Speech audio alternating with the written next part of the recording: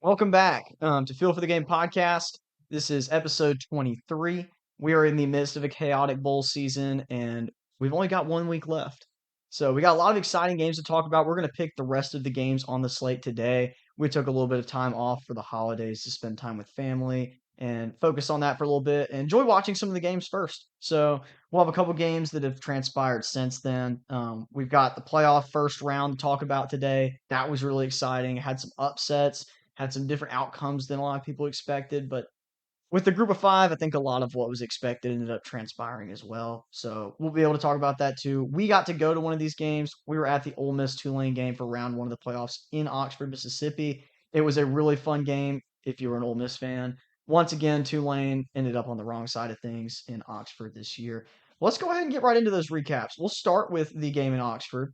Ole Miss took on Tulane in the first round and won convincingly again, 41-10. They played earlier this season. We were also at that game, conveniently enough, and Ole Miss won 45-10. So I think the biggest storyline here was this is Ole Miss's first game without Lane Kiffin, right? So Pete Golding, new head coach, no longer intern, permanent head coach at Ole Miss. I thought things were pretty good. Defensively, didn't look much different. Offensively, didn't look much different. A lot of that has to do with Charlie Weiss still being on the staff for the playoffs, but I enjoyed it, Landon. I don't know how much you really enjoyed it though. I mean, to me, it was pretty boring because it was basically a carbon copy of the first game. I mean, Tulane didn't have a ton of trouble moving the ball until they got past the 50. It felt like most of their drives in the first half, they'd get a couple first downs and then just stall out. But if you look at like the stat sheet and stuff, you wouldn't have thought it'd be a blowout as big as it was. But just their inability to finish like any drive just killed them. And Yeah, then their defense just didn't have a chance to consistently stop Ole Miss. There was a period in like maybe late first quarter, second quarter, they actually played pretty well, but the dam broke in the second half. yeah. I noticed with this team that once the field condensed and like not even just the red zone. Well, once they got to a certain side of the field in Ole Miss's territory, the play calling immediately shifted because I think Ole Miss was able to capitalize on the fact that they knew Tulane no longer could stretch the field on them. They had the end zone kind of as a backing, like they could play a little bit closer to the line of scrimmage and jam the receivers. They played with a lot more pressure on the quarterback too. Retzlaff had a couple big runs, but not very many. So they really did a good job controlling Tulane when they got on the Ole Miss's side of the field, which is a weird way to choose to play. But I think that they knew they didn't have to be aggressive until the field condensed. Because if you look at the first time we played Tulane, we really didn't have to do much of anything. We just kind of pinned our ears back and played our game, and they couldn't do anything at all. They ran the ball somewhat effectively, but this time they started to throw the ball, and it looked like they were just going to walk right down the field to score on us, like the first couple of drives, and then they just stalled out in opponent territory pretty much every time. So, other than that, this pretty much was a carbon copy. I think Pete Golding just had a little bit different of a defensive game plan in this one, kind of allowing Tulane to force the ball in some unfortunate third down situations early in this game. They would get all the way down there. I feel like they would start getting these third and longs and just could not convert on those. Those were really tough for Tulane. And they had a handful of short yardage situations, and they were 0 for whatever on like all of those. It seemed like. I think they were 0 for 5 on fourth down or something like that. And they did not do well on the fourth and shorts either. A lot of So weird play calls too, just stuff that really didn't make any sense. Like I don't know, a lot of strange stuff with the way they ran their offense in this game. yeah, I feel like the talent disparity is still clear. Like we talked about the first time, like that was definitely a problem.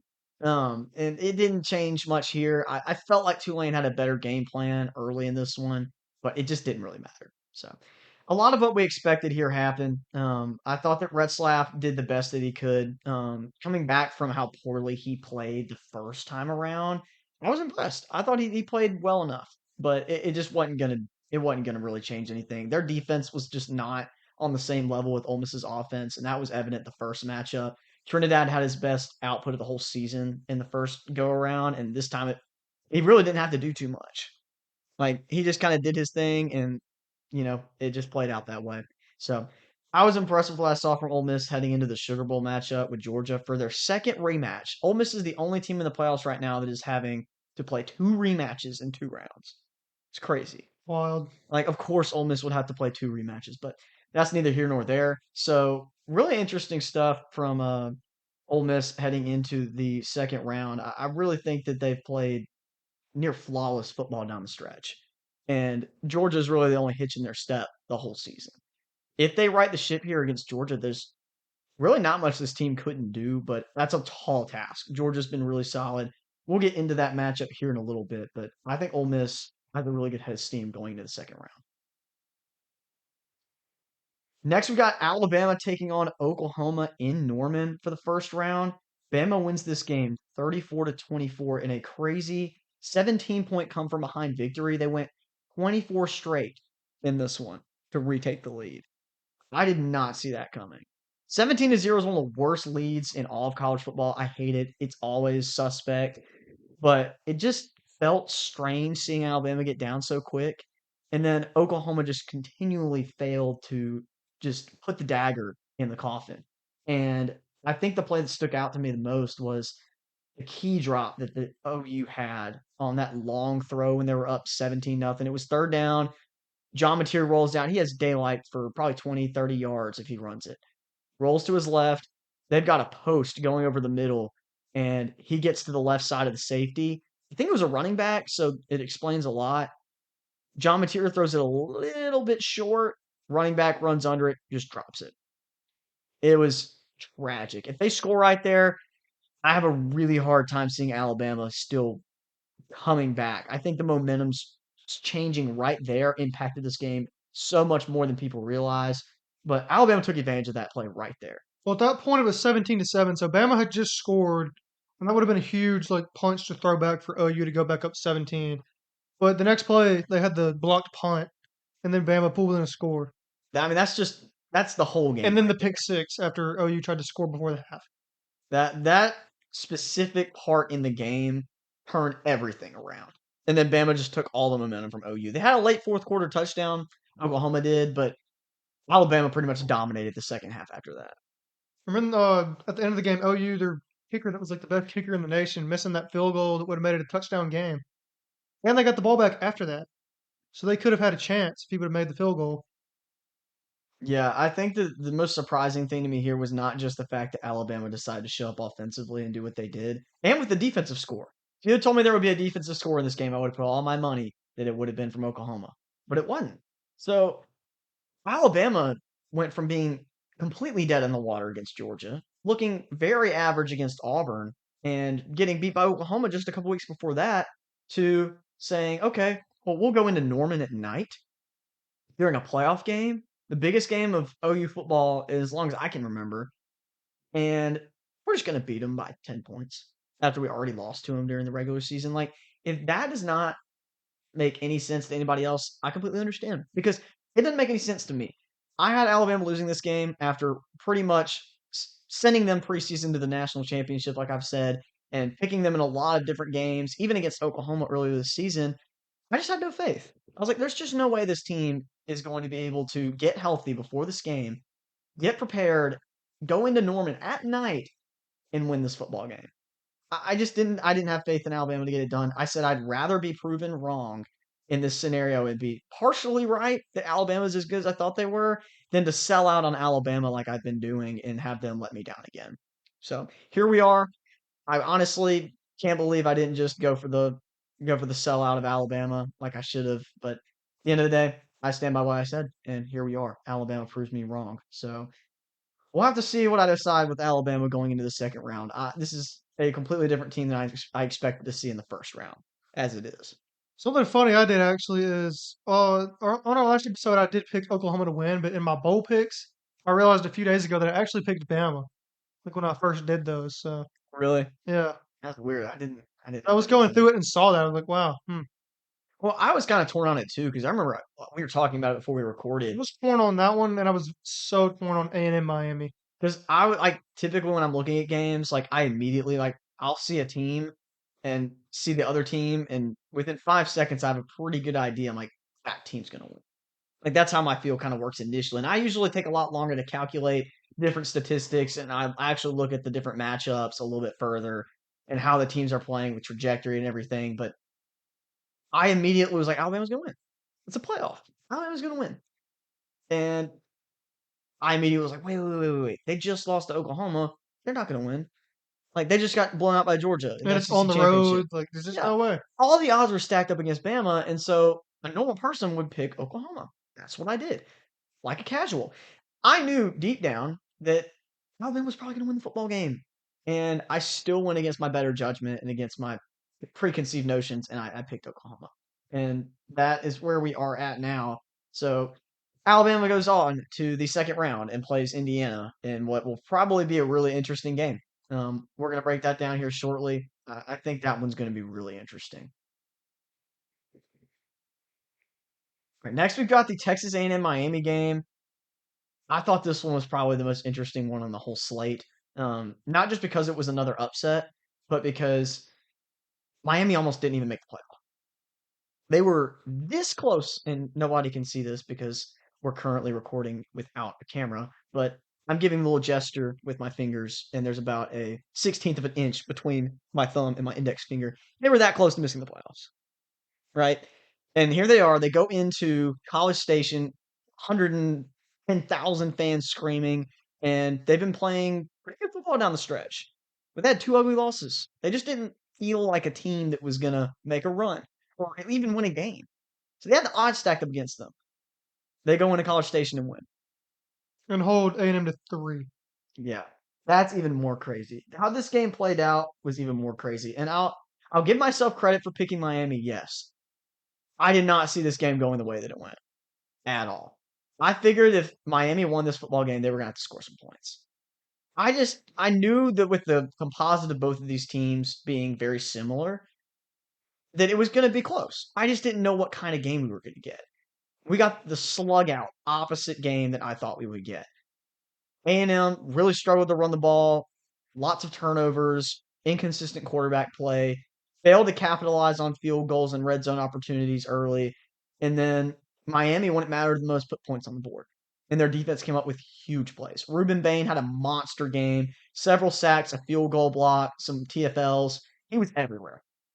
I figured that would be the case. Cassius Howell was nowhere to be seen for most of this game. I think he was able to apply some pressure in certain scenarios, but Ruben Bain clearly was the more dominant player on the field. A lot of that has to do with the offensive line play from Miami, neutralizing that. They're one of the best offensive lines in college football, pound for pound. They're really good. Cassius Howell is one of the best edge rushers in college football. But I think that Ruben Bain had the better matchup. And I think he proved that through all four quarters of this football game. And Miami ended up being the team that ran the ball better. So when you have a guy that runs for 174 and the other team barely even runs for 70, you're probably in a pretty good spot, all things considered. I'm just surprised that, like, the way Miami played in this game, that they weren't able to sustain this throughout their whole season. Like, the way they played against A&M, there's no way they would have lost to Louisville or SMU. If they had turned in similar performances to that all year, they would have been undefeated, 13-0 probably, and like a top 3 seed. Yeah, they'd be probably pushing number one if they hadn't dropped those games. They would be getting so overinflated. And to be fair, Miami's got a really solid team. They're good. I just don't think that a really solid team's going to lose to SMU on the road, and they're going to lose. What was the other game they dropped? Louisville at home. Yeah, sorry, that one escaped me. That was earlier in the season. But you drop those games, and you don't play very well in either of them. Carson Beck has a disaster class in both games. That team did not scream championship makeup, and I still don't think they do. We'll get to their game against Ohio State here shortly, and we'll talk about that more. But I just don't think they have what it takes to make a significant run. I just felt like both A&M and Miami were kind of at a crossroads. Both teams usually come up short in these scenarios. I just felt like Miami was on a better playing trajectory. The way they had finished the season was much more impressive to me than the way A&M did. They matched up similarly, so I went with a high hand. I think A&M was really just overinflated because their schedule was very easy. Yeah, we've got a lot to talk about with that. They're going to end up being featured in another segment here shortly, so we'll get back to that. But I think that pretty much does it for that matchup. There really wasn't much to be said. Miami outrushed Texas A&M, and they ended up getting 7 sacks and 9 TFLs. So they dominated this one. Lastly, we have Oregon taking on James Madison in Eugene. Final score 51-34. This one was a little deceptive. I want to go ahead and nip this in the bud early. Um, James Madison stat padded this game. They're talented, yes. They played pretty good to close out. I was impressed, yes, but they were down 48-13 in this game. That's a blowout. Yeah, 34-6 at halftime or something. Yeah, that's a blowout. Look, Oregon was looking at the next round as soon as it got up 3 scores. They were like, okay, we're going to play Texas Tech in the Orange Bowl. Awesome. Let's go ahead and start giving our players some rest. We don't want our star players getting hurt, especially on defense. They need all the guys they can get on defense to be able to compete. Offensively, they got depth, but they continued to score. They just had a couple of drives that didn't go their way, and they started pulling out guys on defense and rotating and subbing more. James Madison never took their foot off the gas, got a couple extra touchdowns. I thought they played well. James Madison played better than Tulane did at the end of the day. All things considered, I think they might have been the better of the two group of five teams. But they probably didn't deserve to be there, unfortunately. By the criteria, yes. By strength of schedule, by quality wins, by pretty much every metric you can possibly draw up other than win-loss category, they deserve to be there, or did not deserve to be there. So I thought they did better towards the end of the game. They were 13 for 25 on third and fourth down. That's not terrible. They had 113 penalty yards. They did not turn the ball over. They actually won the turnover You battle. said, Jamie, you had 113 penalty yards against them? Yeah, Dang. yeah. Didn't realize that. They had a lot of pass interference calls. I mean, they really struggled to cover Oregon's wide receivers. Holding was a problem for them as well when they would get in the red zone. The talent disparity showed pretty hard in this one. Definitely at several different position groups. So it was a fun game. It was cool and all, but like we don't need this in college football. We need a competitive first round. If we're gonna have a 12-team playoff, we don't need a virtual bye week for some of these teams. You might as well just give them a bye week.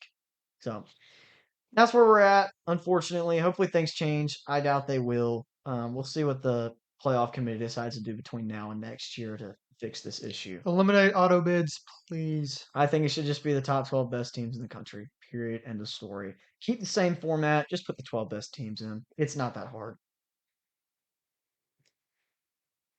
All right, we're moving on to our next segment. It's time for Optical Assault Game of the Week for Week 2 of the bowl season, including the playoffs. We're going to highlight Texas A&M in our Optical Assault this week. It's not just one game. It's not just one play. It's not a stretch of games. I think it's a whole season because Texas A&M absolutely fooled almost the whole country. A lot of people were claiming this was the number one team in the country heading into the last week of the regular season. A lot of people. I was watching people on College Football Live, all the different college football shows that you see on CBS and on ESPN, and they were arguing on set, like getting heated. Like Ohio State has an easy schedule. Texas A&M's an SEC team that has quality wins against Notre Dame. They should be the number one team in the country. Indiana hasn't played anybody, and here we are. Indiana is now the number one team in the country. They beat Ohio State. Ohio State is still a really good football team, and Texas A&M lost their final 2 games, and they are no longer playing football right now. I think we know who the top 8 teams are right now. Texas A&M is not one of them. I think even on their best days, Texas A&M was fraudulent in my eyes. They are talented, yes. They're probably one of the better teams in the SEC, absolutely. As a whole, I don't think this team ever had a chance of making a run. They did not get an easy matchup in the first round. They did not. But I think that you put Georgia, Ole Miss, Alabama, maybe even Oklahoma in that scenario. I think almost all those teams probably would win, even if Miami didn't make it. So you give Texas A&M a average matchup outside of the group of 5 games, I think they lose. Here's some stats I wanted to point out just to kind of shed a little bit more light on this. So I went over the SEC schedules for a lot of these teams, and the one that stuck out to me the most early in the season was Texas A&M's schedule. I was like, dang, they've kind of got a workable schedule. Some of these teams fall off, but teams like South Carolina, Florida, LSU, they all seemed like they were going to be really good early in the season, or good enough to compete week in and week out. That did not end up being the case. So let's talk about A&M's schedule here for a second. They played 7 of the bottom 9 teams in the SEC. and they went 7-0 against those teams with a what was needed to be a 30-point comeback against South Carolina. Or sorry, was it 27 points? It was 30-3, so Yeah, it was so 27. 27-point comeback against South Carolina, who ended up going 4-8. They played Mississippi State, not a terrible football team. They were good. Still bottom half. Auburn, not a terrible football team, but still bottom half. LSU, once again, pretty similar. Missouri, they had no quarterback in this game, so I count that as not nearly the quality win if they had Bo Pribula in there. I don't think Matt Zollers really gave him a chance. Arkansas was 2-10. UF was were they 4-8? Hmm, Yeah, they were 4-8. maybe they were 5-7. They beat Let Florida me State to find out. close out the season to go 4-8, Yeah, they were 4-8. Ugh. and then South Carolina's 4-8. So the only one of those teams that had a winning record, sorry, the only two of those teams was LSU and Missouri. Both of those teams had to make quarterback changes at various times during the season. Not very solid performances year round. Very inconsistent football programs. So A&M got I mean, 5 out of 8 of their SEC opponents went 5-7 or worse. yeah, they got the easiest slice of the cake to take down. I mean, you look at the rest of the SEC, like right directly above that. If they had played all of those teams, they probably would have lost 4 or 5 games. Like you have to play Ole Miss, Oklahoma, Alabama, Georgia. I mean, like you're probably not winning a lot of those games. Tennessee, like that would be a tough game. Like Texas A&M got a really, really lucky break this year. And look, to be fair, preseason, this looked like a relatively not so navigatable schedule. Like Florida and South Carolina, LSU all looked like they were going to be good. Missouri was a sleeper team. Auburn could have been good, right? So it looked like it could have been a relatively hard schedule.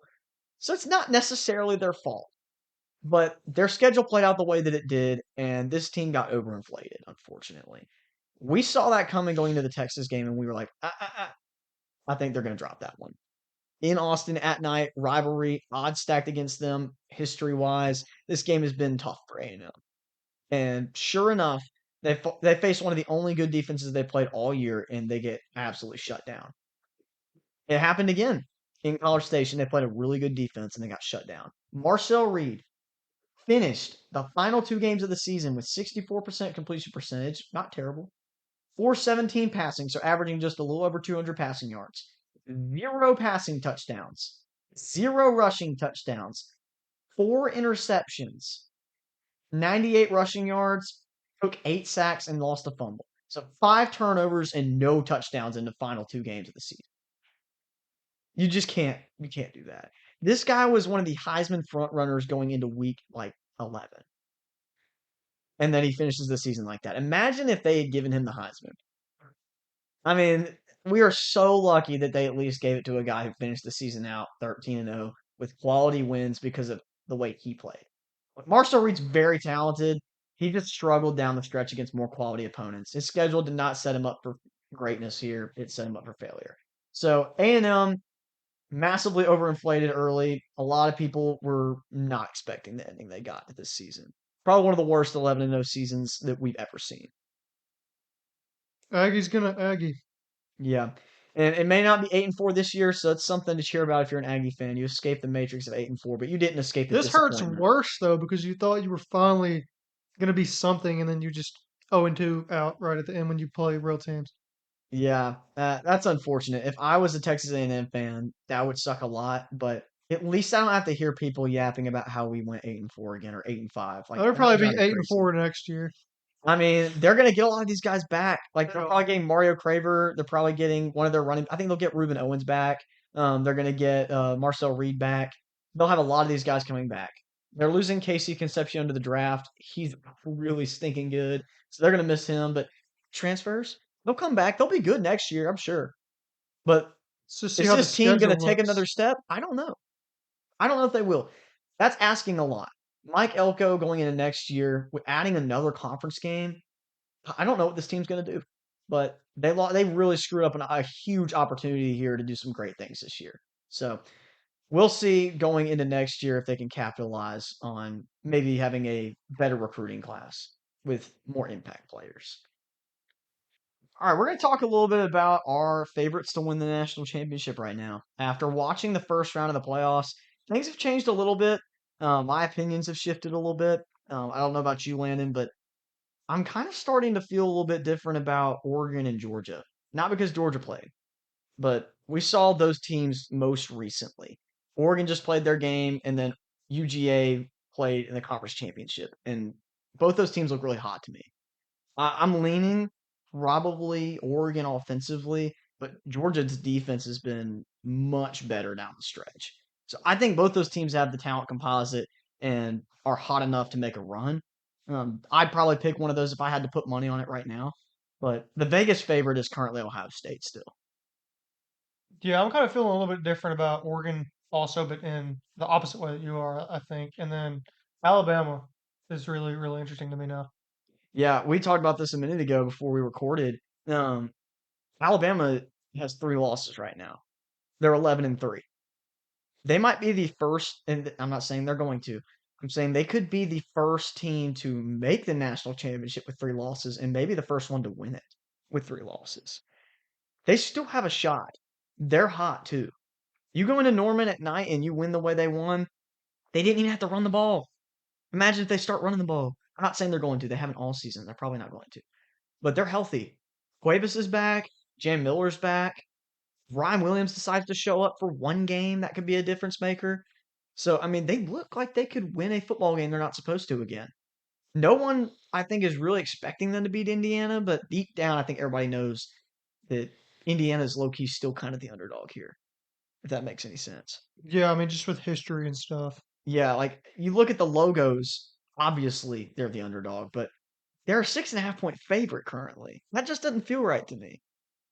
I think these teams are very similar. Indiana just gives me the edge in the fact that they can run the ball very well.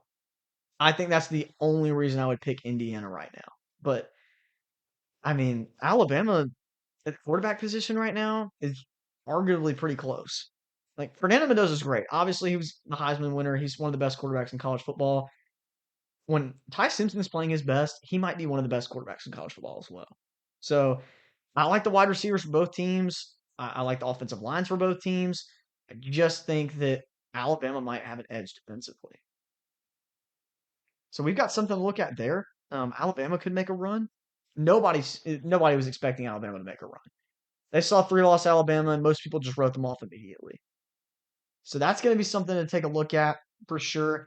I think that when we were talking about Oregon, their defense is really the biggest question. Can their defense hold up against teams like, let's say they played an Ole Miss, or they play, I don't know, let's say they play when they play Texas Tech, and they just get the ball run all over them. They can't stop the pass, and they just can't score enough points to keep up. They've got the offense to win just about any game, but if their defense does not keep them in it, they will not be able to keep up with some of these teams. If Ole Miss and Texas Tech get like hot knife running through butter defense, they're not going to take their foot off the gas. They're going to keep scoring points. So Oregon cannot put all the pressure on Dante Moore to go down and win against teams like Texas Tech or Ohio State or Ole Miss. Like you just can't do that to a quarterback like that. It's not fair. And he To be turns the ball competitive, over at times too. he That's does. something you can't forget. He threw 2 picks against James Madison, didn't He did. he? Yeah. A lot of that has to do with the fact that they were just trying to keep scoring. They were being aggressive. They didn't take the foot off the gas. They were honestly probably being more aggressive, trying to just go ahead and put the game away. Because they started rotating players on defense, and a couple points got put up on them. Dante Moore's a great quarterback, but when they put the pressure on him, things get a little bit sketchy for him at times. So, depending on how Oregon's defense plays, that shapes the rest of their run. I think they're hot, but their defense will have to step up and play better football if they want to win big games and have a chance to win a natty. So, current Vegas favorite, like we said, Ohio State. I think that the teams that are currently really hot consist of pretty much everybody in the whole bracket. I think all these teams that have won are hot. Ohio State and Miami need an offensive boost heading into this matchup. Whichever team wins this game, I think needs to win with an offensive outing. If both teams play poorly on offense and have another slugfest, I don't care who comes out on top. If Miami wins this game and they win 17-13, I still don't feel that great about Miami. Because what happens when they play a team that actually is going to score points? And I'm not saying Ohio State's not going to score points. They probably will. But we just saw what happened to them in the Big Ten championship game. The same thing can happen against Miami. So I think the team that wins this matchup between Miami and Ohio State in the Cotton Bowl is going to have to put on an offensive clinic. And it doesn't have to be 45 points. It just needs to be moving the ball and getting the ball to playmakers and scoring touchdowns when it matters. We got to see that from one of those teams. I think defensively, they both have a championship level of defense. So if one of those teams can show a good defensive and offensive outing in that matchup, they'll probably be one of my favorites if they win. So I like Georgia a lot. I like Oregon a lot, and probably the winner of the Ohio State Miami game, depending on how that shapes out, would probably be one of my favorites. I want to talk about some hypothetical lines for the semis. So these are all the possible matchups that we could get right now. We have Ohio State taking on Ole Miss in the game after Ohio State inevitably would have won the Cotton Bowl, and Ole Miss would have beaten Georgia in the Sugar Bowl. Ohio State minus 9.5. I personally would take Ohio State to cover. That's a big line. If Ole Miss were to beat Georgia, that line probably would change slightly. It'd probably be a touchdown if y'all beat Georgia. I would think so because that kind of covers the sins of the first time we lost to them in Athens, being able to say, well, we beat them anyway. No other teams really beat us then. It's kind of just nobody's really taking us down yet. You get a team that beats you in their home turf and on a neutral site later in the season when it matters the most, you're probably the better team. So it covers a multitude of sins there, but that's in the event Ole Miss actually does win. Right now, it would be minus 9.5 Ohio State. I'd take them to cover. Georgia versus Miami. I would take Georgia to cover a 3.5 favorite line against Miami. I just think that Georgia's more well rounded. I'd have to agree with that too. And going back to the Ohio State Ole Miss, that's a tough one to be honest. I think Ole Miss probably covers that 9.5, but I could see them lose by 10 easily. But Yeah, yeah, that's kind of like a Georgia weird against gray area. Miami, I'd probably like Georgia to win that game by a touchdown. So Yeah, take 3.5. I would take Georgia to cover that for sure. Miami would be a 1.5 point favorite versus Ole Miss right now. I would hammer the Ole Miss money line. Yeah, Ole Miss money line for sure. And I don't think that that necessarily means Ole Miss wins convincingly or anything. I just think that's basically a pick 'em at this point. I think that Ole Miss's offense gets them the edge. That's good value I think it is good for value. me. Ole Miss is just good enough on defense right now to get stops and get turnovers. And if they could capitalize on them, they'll win because they're going to score. And if you could get a Beck 4 interception game, that's all you need. Like You Trinidad don't have to Chambliss stop him a ton. does not get sacked. He doesn't turn the ball over. And even when Ole Miss struggles to run the ball, they find a way to score points. So it's like, who's going to shut him down? Georgia didn't. They had to outscore them. So if Georgia can't shut them down and they lose, Ohio State's going to have to show up, or Miami's going to have to show up and say, somebody's got to get it done. We're going to shut them down. And they're going to have to come out with a crazy good defensive game plan. So I think that Ole Miss will probably end up losing to Georgia, despite the fact that they were able to move the ball really well on them. If they do win, they'll probably end up losing to Ohio State. So that I don't think we'll see a Miami Ole Miss matchup. Ohio State would be a 5.5 point favorite against Georgia right now. I would take a Georgia cover there. Same. I'd take Georgia outright. I think I probably would too. So maybe even a Georgia money line there, but that game would be really interesting to me. I just don't think that minus 5.5 Ohio State is a very good line. I think it's probably too many points. Those teams have historically played some good football when they played each other. In the postseason, they become better football teams, but Georgia's competitive nature right now, I think, might be a little bit better. So I'm taking probably a Georgia cover, if not Georgia money line. Indiana would be a minus 4.5 favorite against Texas Tech. I think I would take an Indiana cover, but that's a weird game to me. If Texas Tech stops the run, I think Fernando Mendoza would get under a lot of pressure. That'd be a weird one. I mean, both those teams have really good defenses, but I'd give Indiana the edge on offense by a little bit. So that's probably one I'd like them by a touchdown and 6 points, something like that. So Yeah, I probably would take probably take them Indiana to cover, cover. but that's one of the sketchier lines to me. Oregon minus 3.5 against Alabama. I would take the Oregon cover because they can actually run the ball. But if Alabama shows up on defense and gets some turnovers, easily Alabama money line. So that's a tough one too. That one's really would be interesting for me. I don't really know what I would go with there. Both teams are hot. You said 3.5. Yeah, I'd probably take Bama to cover that. I don't know if they'd win outright though, yeah, that but would have to be a really really interesting game for Alabama to win for me. just their floor kind of worries me. You know, going down 17-0 to OU, getting beat by Georgia like they did. Like if they played like that for 2 quarters against Oregon, they would not win. Yeah, They would not compete. 100%. And their inability to run the ball gives me very little confidence in them in certain situations. So that game would be tough. Indiana minus 3.5 against Oregon in a rematch game. I would take Oregon money line. I think that they might be the better football team. I know the first time Indiana took advantage of them in a lot of different ways. But I would take Oregon in a rematch. Rematches have been really strange this year. I feel like Oregon's playing a lot better football down the stretch since they lost that game. Kind of like an Ole Miss Georgia thing. Like they played early in the season. One team kind of just didn't really get it done in the fourth quarter. They're probably going to get a chance to play each other again, maybe. I think that the revenge factor plays a huge role in it too. Like they've already played. The coaching staffs have time to prepare for a second matchup. The players want to win very badly. It's postseason. It's not as chalk as it looks, right? Like just because they won the first time doesn't mean they'll win the second time. It's like Alabama OU.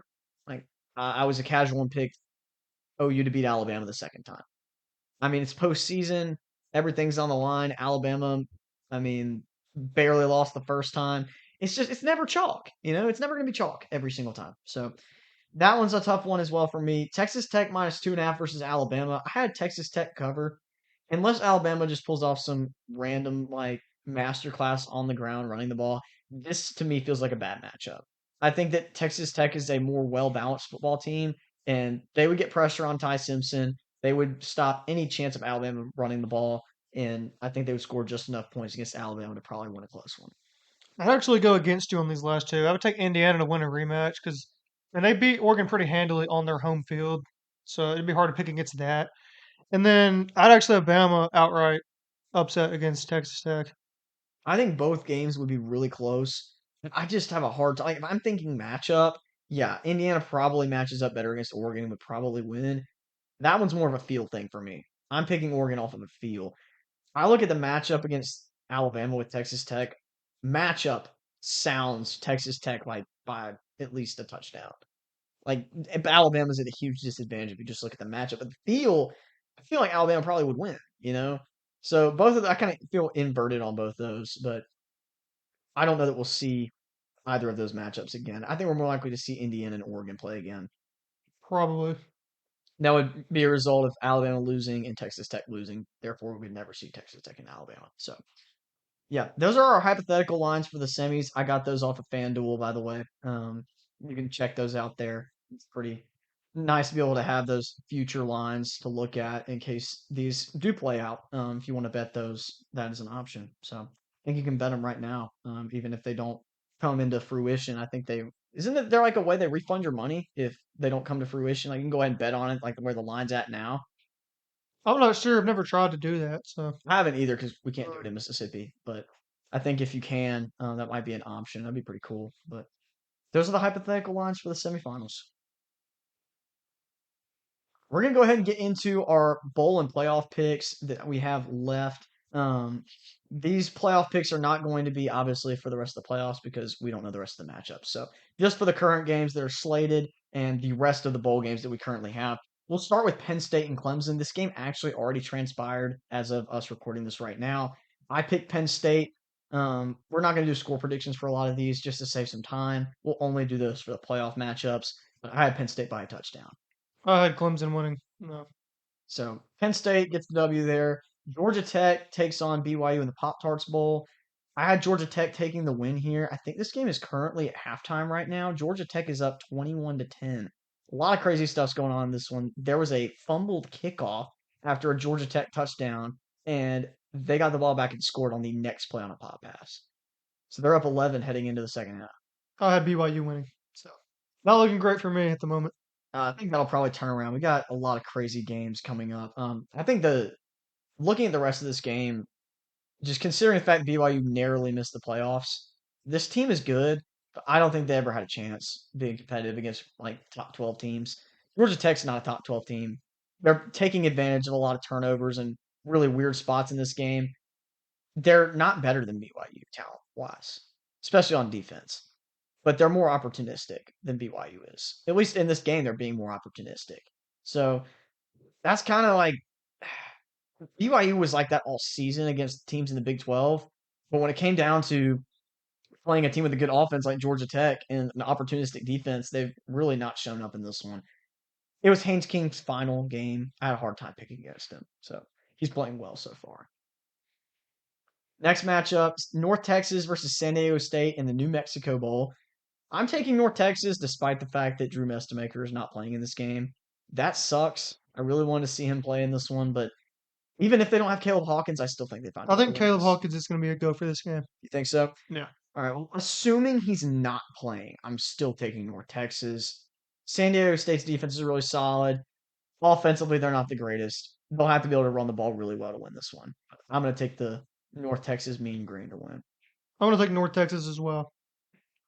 Next game we've got Fresno State versus Miami in the Snoop Dogg Bowl. And this is not Miami, Miami, Ohio. I'm taking Fresno State. I don't feel great about this one. EJ Warner's played kind of mid this season. He's not been super great. They've been inconsistent, but on their best days, I think they're a better football team than Miami, Ohio. Yeah, I picked Miami to win this game. I feel like they were just a little more consistent of a team than Fresno throughout the year. This game's actually going on right now. It's about 6 minutes till halftime, and it's 3-3. Yeah, that's disgusting. Yeah, I'll have to check the box score when we finish recording. I wonder how that game's been going. Is Cam Perry playing in that game? He was a really good receiver for Miami, Ohio. I thought I saw somewhere that he might be opting out. If he enters the portal, he'd be a really sneaky grab. He's a really good player. He is playing in this game. Okay, well, that definitely is a big deal for Miami, Ohio. He's a huge, big play threat. So I bet they'll be looking for him a lot in the second half to generate some offense. Our next game is Virginia versus Missouri in the Gator Bowl. I'm taking Missouri. I know that Bo Pribula is probably not going to play in this game. I'm not expecting him to. But if Ahmad Hardy plays in this game, they're going to win. I mean, Virginia's not stopping the run. I think that Chandler Morris could play a really good game here and it could be really competitive. But I think Missouri's defense, just considering the fact that they actually have a pass rush, it's going to be really tough for Virginia to be able to counterbalance that. They have not played a really solid defense most of the season. Yeah, I'm taking Missouri as well. Virginia sucks. They're 10-3, but they played like nobody this year, so I think that's pretty fraudulent. So I like the Tigers.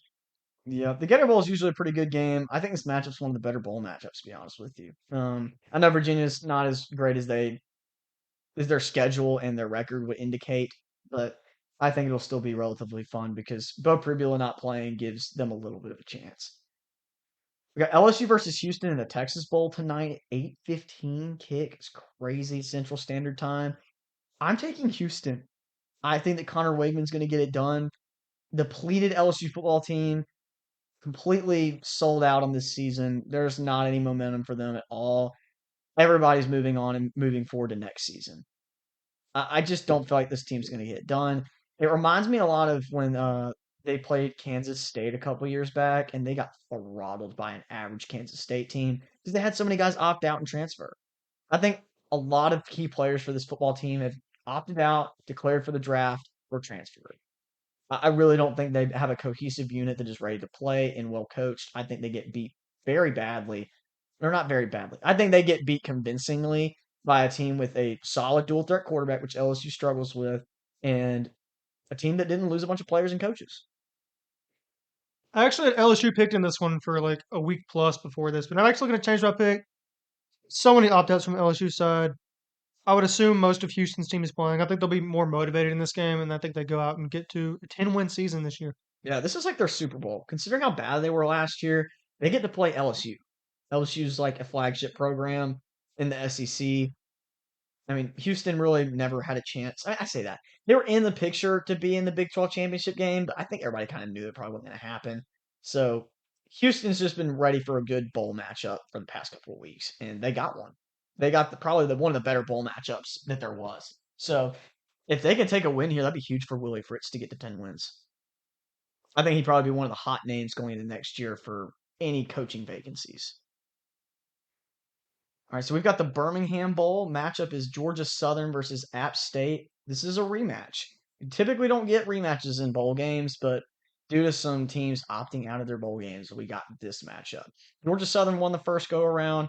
Um, I think they're probably going to win this one again. I like their offense. They tend to produce a lot more points. App State and AJ Swan are not really a very consistent offensive crew. I don't trust App State as a whole. I think we actually talked about that first matchup earlier this season. Might have been when we were still doing our Call the Dogs picks. I think we went with App State, and they didn't really prove us right there. So I'm going to go with Georgia Southern. I think they'll get it done offensively, and I think they'll put up some points. I want to take Georgia Southern as well. This is a really interesting game in the Birmingham Bowl. Big rivalry game. These teams really hate each other. I'm going to have Georgia Southern sweeping them. So 2-0 for them this year against them. They beat them at App State earlier in the year pretty squarely. So expect them to win again. Yeah, I think that it's just going to come down to offensive skill. Georgia Southern's definitely got more offensive playmakers, especially at the quarterback position. Next game we've got is USC versus TCU in the Alamo Bowl.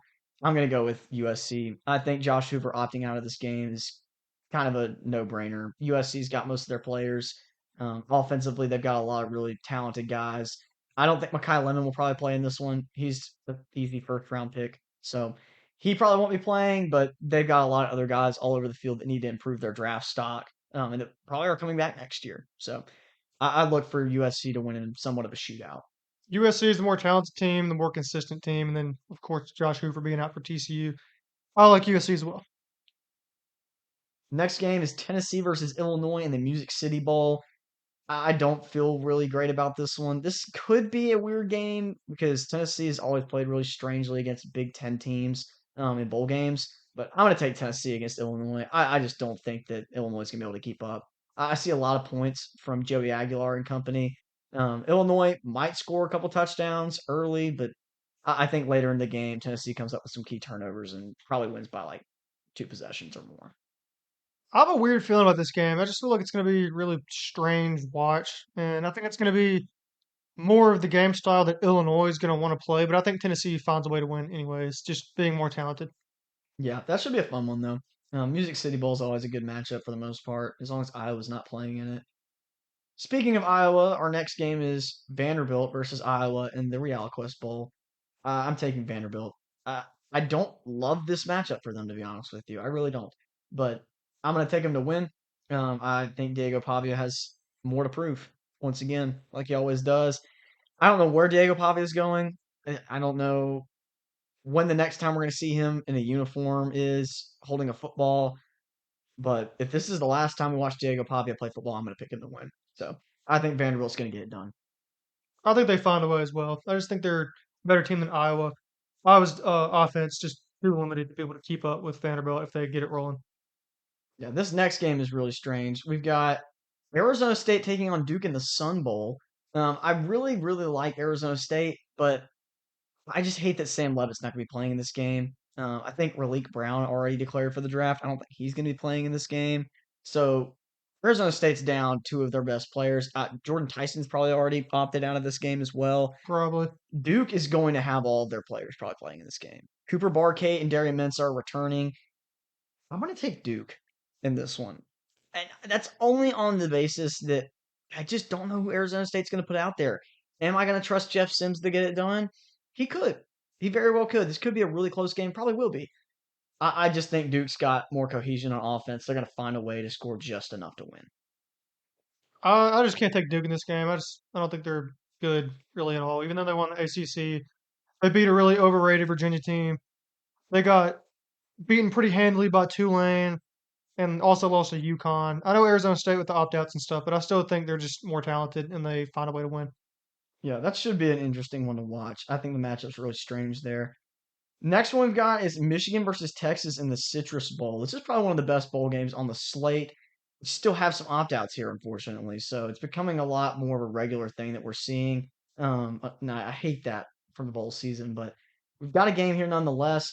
Texas had a couple running backs into the portal, so I don't expect them to be able to run the ball very well here.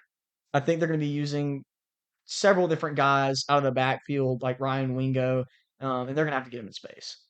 They're not going to be able to run the football very effectively against Michigan's front. I'll take them to win here, but it could be a really messy game. This game is probably going to be disgusting, but I think Texas is going to find a way to win it. Yeah, I can see it being a really gross game, but at the same time, I feel like Arch coming back next year has a lot to prove. I could see this being one of those games we look back on in the offseason where it's like, dang, Arch Manning threw for 300 yards against Michigan and they won that bowl game.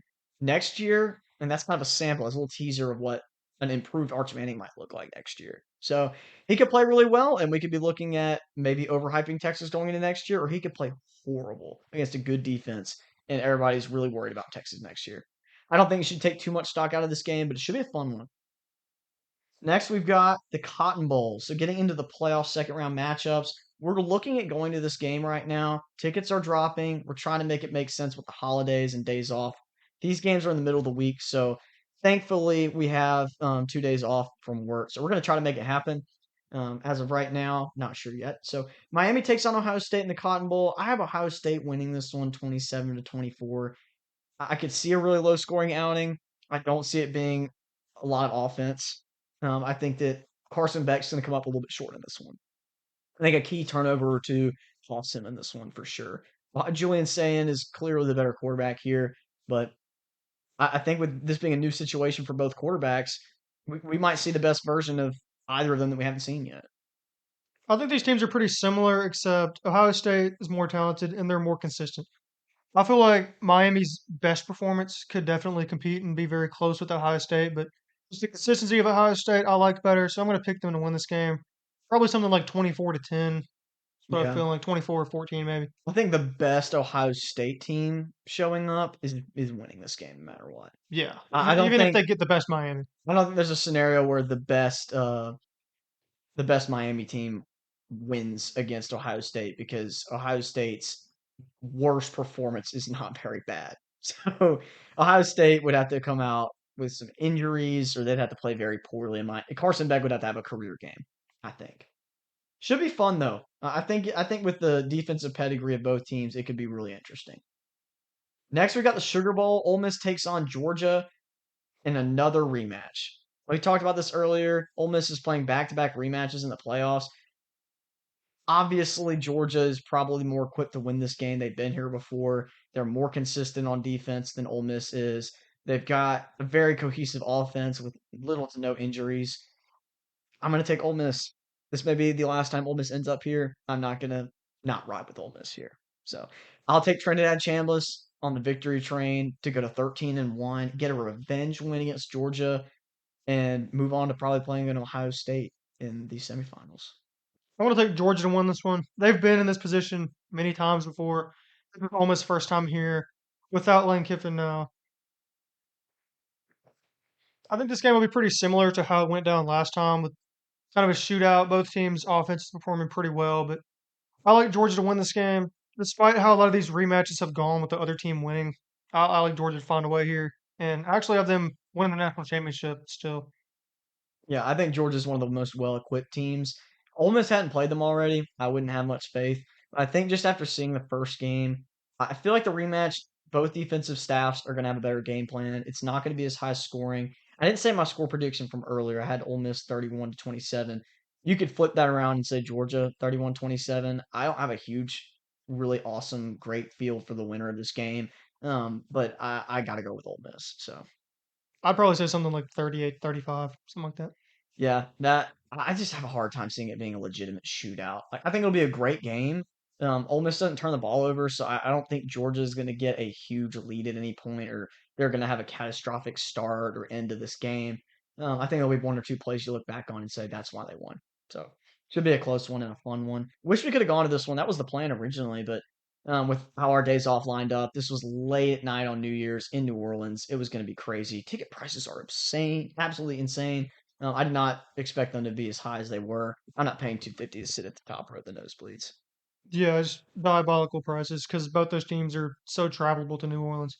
Yeah, I think that has a lot to do with it. After last year, Notre Dame and Georgia played there. I fully expected. Um, Gosh, that was such a bad interception. Sorry, we're watching the Georgia Tech BYU game. Bear Bachmeyer just threw a pick after they got gifted a It was fumble. a terrible That was interception. so bad. Anyway, I can't believe the tickets were as expensive as they were for this game. They were way cheaper last year when Georgia went and played in the Sugar Bowl against Notre Dame, but that's because Notre Dame couldn't travel to the game very well. So, I think because there was a shooting 2 days before. yeah, I forgot about That that, really unfortunately. bottomed the prices out. Yeah, there was a lot going on around there, so prices went really low for that. So, I expect this one to be fun. Next, we got the Orange Bowl, Oregon versus Texas Tech. This is my favorite matchup, bar none. I think this will be the most fun football game on the slate. Texas Tech and Oregon have both pretty solid and explosive offenses, but Texas Tech's defense is clearly an advantage here. I think it makes it very murky for me because I want to pick Oregon, but I see the matchup advantage with Texas Tech having a better defense. I think it comes down to quarterback play for me. I think if Texas Tech cannot get consistent pressure on Dante Moore, Oregon will win, and Dante Moore will be the difference maker in this one. But if they get pressure consistently on Dante Moore and they get to him, and Romello Height gets to the quarterback, and Jacob Rodriguez gets a couple of big plays or key turnovers, I mean, Bear Morton just has to do his job. Move the chains, give the ball to his playmakers, they win the football game. But I'm going to take Oregon to win this one 34-31. Close one. I'm super torn on this one, but I think the key to the game is going to be how Texas Tech is finishing their drives. Are they kicking field goals or are they scoring touchdowns? If they're able to score touchdowns and be efficient down in like the red zone area and stuff, I think they win this game. I'm gonna barely take them to win this game actually against Oregon, Yeah, which is a flip from my pick last week when we projected the whole bracket. Yeah, obviously our picks from projecting the whole bracket was to finish our season predictions, to see who would win. So those won't change, but week by week we're gonna pick the games based off of how things have changed. So now how we feel about it week by week. I really do think that this will be the most fun game on the slate. Texas Tech, like you said, I mean they tend to take a lot of field goals. They got a great kicker, but they have a tough time in the red zone. Like they do not play very well when the field condenses. So I think Oregon will be able to take advantage of that in certain scenarios. Another game where I think one or two plays will probably be the difference maker in this one. I think it probably has the most shootout potential out of all the games. Our last playoff game is Alabama versus Indiana in the Rose Bowl. This is my most intriguing game. I don't think it'll be the most fun game, but it's my most intriguing game. Alabama's hot right now. I can't believe I'm saying that because this time last week I was saying they were dead in the water. Alabama's Alabama at the end of the day. And that's why I had them resurrecting after Florida State and making a run. And they're here now. I'm going to ride with them one more time. I let them prove me wrong last week, and I said I was okay with that. I don't think I want it to happen again. They left a very sour taste in my mouth during that Oklahoma game. I'm going to take Ty Simpson to get it done in a close one against Indiana. I think they're going to need a late touchdown to win this one. I actually feel the same, and there's really no basis like on the field for my pick here. It's just my gut says Alabama's gonna find a way. Yeah, I I think it just has a feel lot that. to do with defense.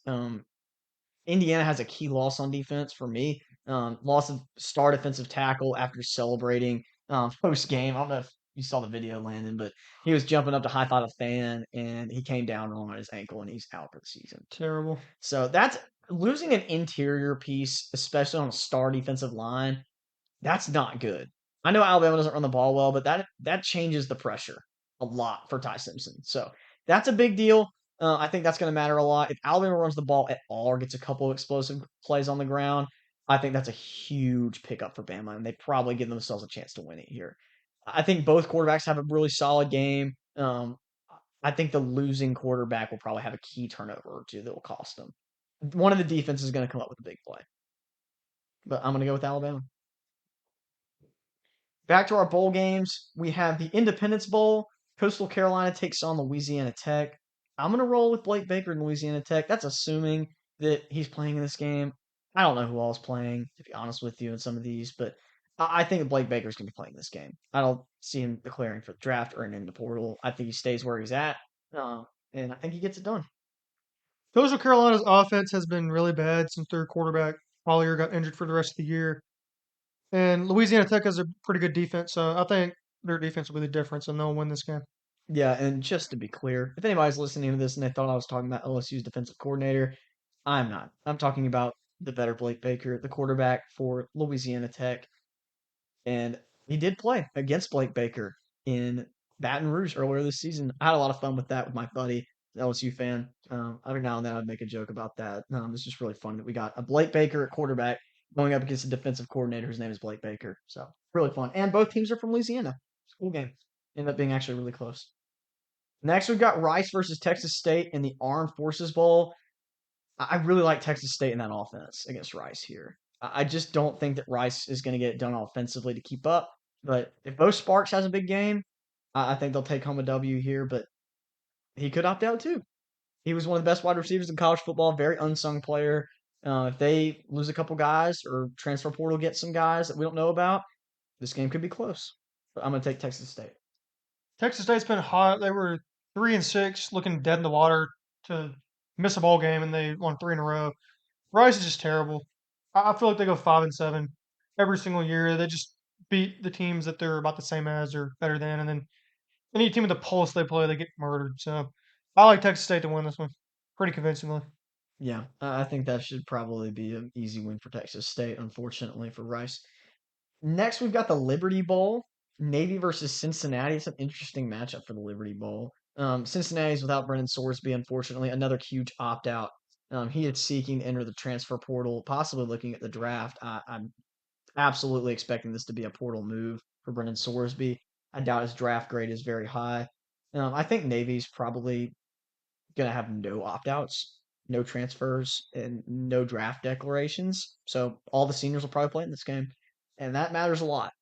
So I'm going to take Navy in a really close game. I think that Cincinnati's going to have a tough time stopping the run here. And Blake Horvath's going to finish his career with a bang, and they get a W here. Military schools always seem to show up in bowl games. Army actually played earlier today and dominated UConn, won that game in like 25. So I like Navy to win this one with the Cincinnati opt-outs. Would that get them to 11 wins? That'd be 11-2. Yeah, Wow. That's one of the best seasons in Navy football history if they can pull that off. I know they've had some, I think they've had one before, but that would be really they impressive to probably had see. some really good World War II seasons. Yeah, I'm sure they have. Just like a lot of other teams like Auburn and Alabama who like to claim some interesting national championships. Yeah. We'll talk about that another day. Next, we've got Arizona versus SMU in the Holiday Bowl. This is probably one of my favorite bowl matchups. Non-playoff game including. This is probably one of my favorite ones. I think this is an offensive game. I think that we've got two of the best quarterbacks. Probably that we're not going to actually. Kevin Jennings is coming back, so we will see him again. I was about to say two of the best quarterbacks that we won't be seeing next season, but Noah Fafita is out of eligibility. He's going to be gone. This is his last college game. I love Noah Fafita. He's incredible. Kevin Jennings is really great, but he's coming back. I saw that the other day. So I'm going to take Arizona in this one. I think that at the end of the day, Arizona's been one of the most hot teams in the Big 12 towards the end of the season. Their defense has started to come along. Offensively, when Noah Fafita plays well and doesn't turn the ball over, they're hard to stop. They've got a good run game. SMU is very inconsistent to me. This team on their good days looks really good, and on their bad days, they look like an old SMU team that looks like they should still be in the group of five. So I think we see probably a more mid SMU team out on the field and a all in Arizona team for kind of like a last hoorah for Noah Fafita, and he gets it done. Yeah, before the last week of the season, both these teams are two of the hottest in football. Arizona still is, and then SMU with that deflating loss to Cal. I feel like Arizona just a little more motivated in this game. I think they win. Yeah, that would put them at 10 wins. Yep. So that would be a huge swing from last year. They had that 10-win season with Jed Fish, and then he left. Noah Fafita the next year with Tatoria McMillan ended up putting up a statistical masterclass, but they had no defense. They were So 4-8, they I did not believe. play well defensively last year, but a huge turnaround for that football program this year. I was very impressed. So love what I saw from them. Hopefully they cap off the season with a win here for Noah Fafita. I don't know what the future includes for him. He's kind of like the good Diego Pavia. Like everybody's kind of looking down negatively on Diego Pavia right now. Noah Fafita, it's hard not to like that guy. I think everybody wants the best for him, but I don't see an NFL future for him, unfortunately, with his height disadvantage. He's not even as tall as Drew Brees was or Kyler Murray. So Crazy. I don't think he has a chance, unfortunately. He's got talent for sure. I'm sure the USFL will give him a look. Our last matchup for the bowl season, Wake Forest takes on the Mississippi State Bulldogs. In an unexpected turn of events, Mississippi State has made a bowl game at 5-7. I don't think me or Landon necessarily expected that at the end of the season, but I kind of mentioned it to you. I was like, hey, if a couple more teams opt out, Mississippi State's probably going to find their way in. They're probably one of the more exciting 5-7 teams. I know that there's going to be teams bidding for them to be in their bowl game. Mario Taylor gets one more game to show people how good he is.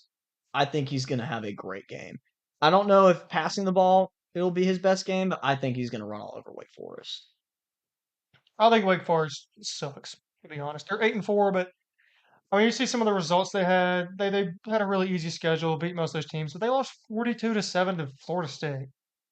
It Yeah, was that just a game was really awful. weird game. They did have some good wins, like they beat SMU on a walk-off field goal, but that game was really, SMU handed that game to yeah. I them. mean, that game That was, was one of the worst SMU games of the whole year. yeah.